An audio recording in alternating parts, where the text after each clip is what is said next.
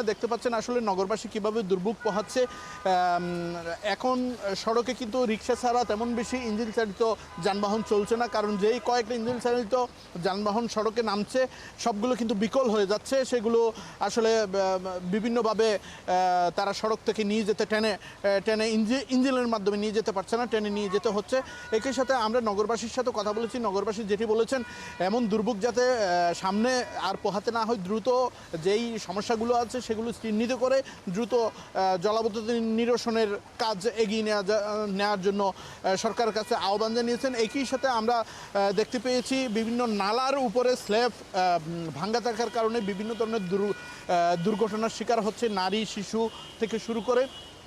কিছুক্ষণ আগেও আমাদের সামনে একজন নারী নালার স্ল্যাব ভাঙ্গা থাকার কারণে সেই ভাঙ্গা স্ল্যাবে পরে গিয়ে আহত হয়, সেখান থেকে আবার আরও কয়েকজন পথচারী উদ্ধার করে।